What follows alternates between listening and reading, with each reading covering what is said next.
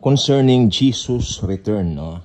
Alam niyo po, isa po ang bagay na ito sa hindi natin mapapasubalian. Ngayon, kung papasubalian ng ilan, lalo na yung mga nagsasabi, o kasi nasa grace na tayo, pag nasa grace tayo, uunawain natin lahat, ganon. No, pag nasa grace ka, lalo mong makikita itong mga kamaliang ito. Diba? At lalo mong i-preach. Dahil pag si Pablo nandito, i-preach din niya ito. Okay? So, merong pagkukorek sa grace. Okay? Some churches right now, okay, talagang makikita na po natin na paano ko ba ito uumpisahan na sabagay, ma-open na dapat ma-open, pero hindi ko po intention yun dahil kayo nakikita nyo rin po, no? Mostly, yung kanilang mga focus more on gimmicks, more on mga palabas. Alam niyo tawag doon? Events. Oh, hindi ko na makalimutan. Events. At more on mga parapol.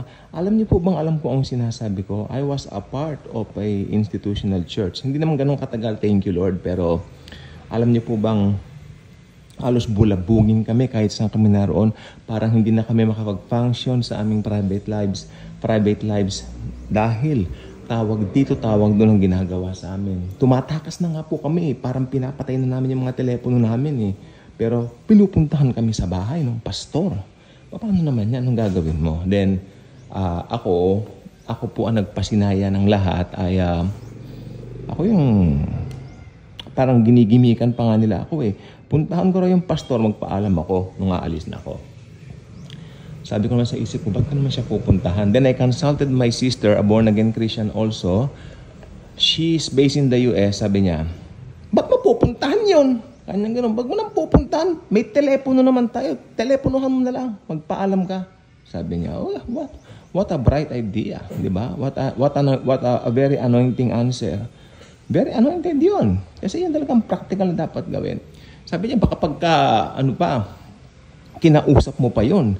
Sabi niya, baka gumawa pa ng dahilan, ganun, i-hold ka pa. Sige, huwag ka nang pupunta roon. Tama.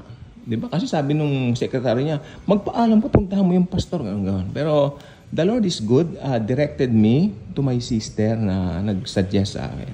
Alam mo, pag nasa institutional church, kapag aalis ka na dyan, mahirap Parang meron kang tinatawag na bigat ng kalooban.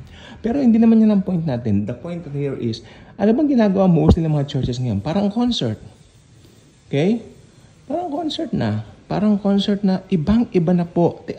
Ako bibigyan ko po kayo ng example, no? Tignan niyo po yung Hillsong. Palagay niyo, nakikinig ako ng mga bagong Hillsong. Yes, magandang lyrics, si Jesus pa rin, pero yung ganon na estilo, more on more on pop. Gusto nila maging popular na. Hindi na katulad dati nila Darlene Sheck na ang hangarin ma-praise si Jesus. Purihin ang Panginoon. Nagbabago ang panahon Hindi niyo po ba alam yan? Tsaka dati, naalala ko dati, pag may bagong labas yung Hillsong na CD, diretso na kami sa PCBS. Meron din sa SM nun sa Odyssey dati. Di ba? Mga CD, tapes nila, gano'n. But ngayon, wala na mga tapes, wala na mga CD, wala nang Odyssey. Palagi mas ilagay mo sa Odyssey, yung mga walang bibili nun Ayaw na nila di ba? Kaya itong sinasabi ko po sa inyo, obserbahan nyo ang paligid ngayon. Sabi ng Biblia, pasama ng pasama ang mundo. May nangangaral daw, pabuti ng pabuti. Hindi po totoo yun, pasama ng pasama ang mundo.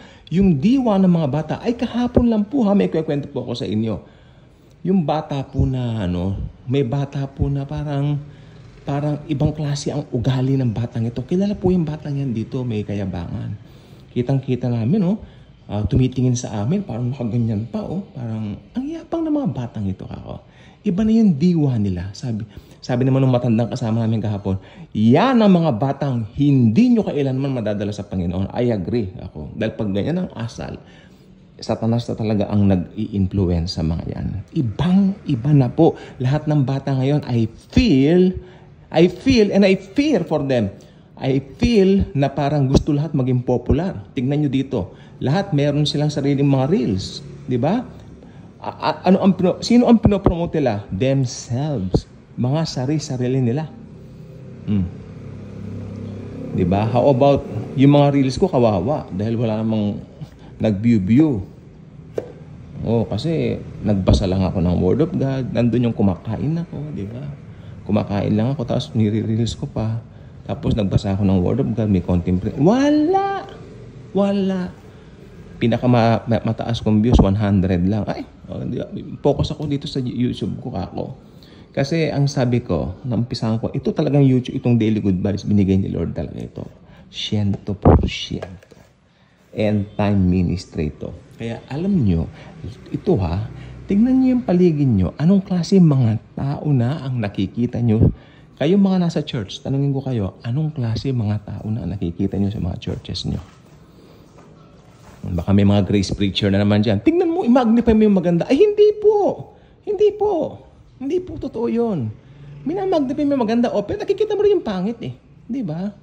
Oo. Ano tayo? Huwag tayo magkukompromiso. Do not compromise. We know the grace of God, of course. Wala rin naman tayo sa law. Pero in the last days, makikita mo yung mga bagay na ganyan. Do not compromise. Di ba? Tapos may nagsabi pa yung Dear Satan. Ay, movie lang naman yun eh. Ganon, movie lang yun. Wow! Anong ini-infiltrate nung sa minds ng mga bata? O, di ba? Of course not. Hindi lang movie yun. There's something in there behind that. Sabi niya, ang kalaban natin, mga spirit, mga nasa spiritual realm, di ba? Nabubulol ako. Nasa spiritual realm. Parang Realme yung cellphone. Ganon. Kaya sabi ko, talagang, maski nasa grace ka, talagang sasabihin mo yung totoong nangyayari sa mundo. Hindi maganda talaga. Last days na. So, bakit kailangan ko pong i-remind ito? Maski Kristiyano na. Kasi maski Kristiyano, nakakalimutan nila kung sino sila sa Panginoon. Di ba? Minsan nadadala na rin. Tandaan nyo, we are Christians. Hindi tayo taga dito sa mundong ito. Taga langit tayo eh. Diba? Pag nasa langit, yung mga ginagawa mo dito, I don't think na ito pa rin eh. I mean, mag-iiba talaga ang sistema. Alam mo, nung si Pablo nakapunta ng langit, hindi niya ni-reveal kung ano yung mga mangyayaring gagawin natin doon. Wala nakaalam. Tandaan nyo, walang preacher ang pwede magsabi sa langit, ganito, ganyan. Wala nakababatid. No eye has seen, no heard. Mas maganda kaysa dito. Walang kapares. Ano ba yan? Ito, human ito eh. Yung gobyerno ng tao, yung gobyerno ng niya, matatanggal yan pagdating ni Jesus dito.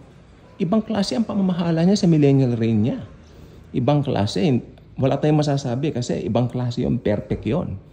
Siya yun eh. Kaya itong sistema natin ngayon ng mundong ito is wow. Ito ang oobserbahan natin kasi last days nang talaga. Tulad niyan, bata ka, ang mga bibig kaninang umaga lang eh. 'Di ba kinuha ko lang yung mga sinampay diyan sa tapat eh. Wow. Alam niyo ang kinakanta, PI ang tatay mo. Ganun ba naman? Hoy! Kako. That's not good. Alam mo, ambassador of Christ tayo. Baka sabihin, self-righteous. Bahala na kayo. Palagay nyo, hindi nyo sasawatin? That's the kind of generation. Kaya mas maganda mag-rapture na. Kasi pag lalaki pa yung magkakanak mo, demonyo na talaga.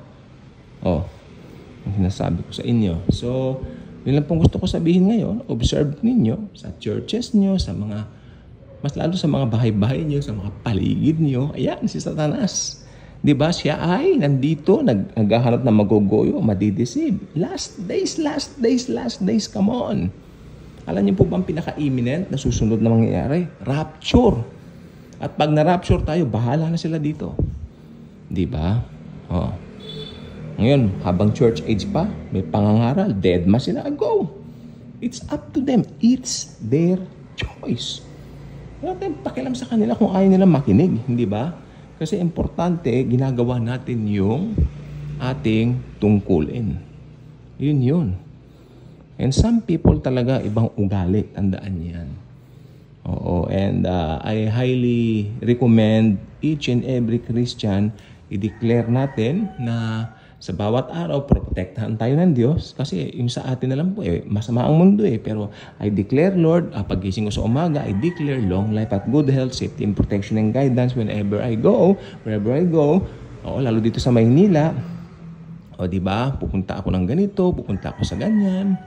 Di ba? Mag-aayos ako ng papeles, ganyan. So, we declare things na maging ayon doon sa gusto natin. Siyempre, ang gusto natin maganda. We declare. At alam niyo, mangyayari po yun kasi si Lord talagang matapat. Be Jesus conscious. Kaya lang sinasabi ko lang yung katotohanan na talaga may mga tao sa mundo na hindi kaaya-aya. Yun lang po. Pero siyempre, grace person, if you're a grace person, nakapokus tayo sa Panginoon. Despite of that. Pero ako pag may nakita ko may mali, talagang sasawatin mo. Kala mo kumakanta ng ang babastos. Napapatingin na lang iba pero ako sinaway ko. Hindi maganda yan. Yung isa doon, ang tingin ko 15 anyos na. Nung 15 anyos ako, may isip na po ako. Hindi ganyan. Panginoon ko, anong klaseng mga ano yan? Di ba? O tignan nyo, pati yung generation na yan, ibang klase. Sabi nila, ang nangyari kasi nung nag-COVID, parang itong mga batang ito na stuck. Nagkaroon pa sila ng dahilan. Hindi. Talagang iba na ang generation ngayon. Ganun po yan. Ipanalangin natin, mga anak natin, mga mahal natin sa buhay, please, pray for them. Okay, na makakilala sa Lord. Pero kung talagang darating na si Lord, magra-rapture na, wala tayong magagawa. And I hope mamayang gabi na po. Bye-bye.